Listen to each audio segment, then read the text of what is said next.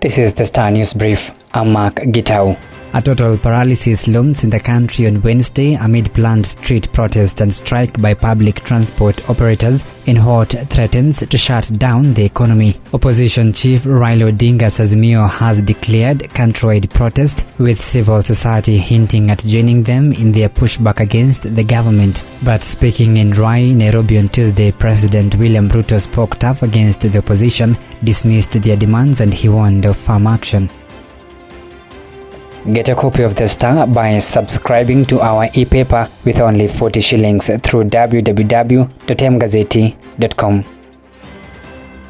They say revenge is a dish best served cold. This could be the feeling President William Ruto has about his predecessor Uhuru Kenyatta for kicking him out of the ruling party. A tribunal on Monday dealt Uhuru and his allies Jeremiah Kioni and David Murathe a brutal blow, with a ruling the two were properly ousted. The jury concluded that the meeting in Nakuru, where Ayala Member of Parliament Kanini Kega and nominated MP Sabina Chege were handed key roles, was properly convened.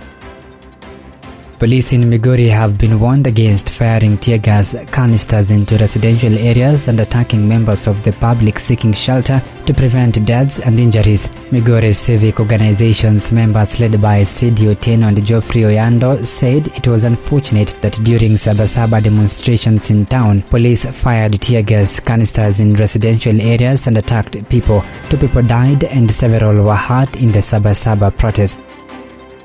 Politicians and preachers planning to use the famous Kamokunji grounds in Nairobi are the target of Governor Johnson Sakaja in his efforts to raise revenue for City Hall. The Nairobi County government has proposed new charges for people holding events at the grounds. For a flagging of ceremony, Sakaja's administration will charge 2,000 shillings per hour. Religious leaders planning to hold rallies and crusades will have to part with 20,000 Kenyan shillings daily. Sakaja rates preachers, politicians in new levies for Kamokunji grounds. It will cost 100,000 shillings for politicians intending to use Kamokunji grounds for rallies.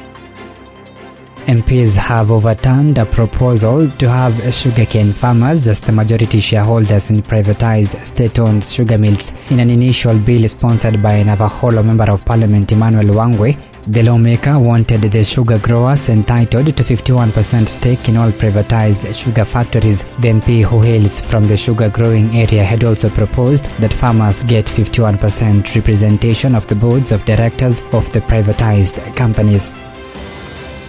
Get a copy of The Star by subscribing to our e-paper with only 40 shillings through www.mgazeti.com.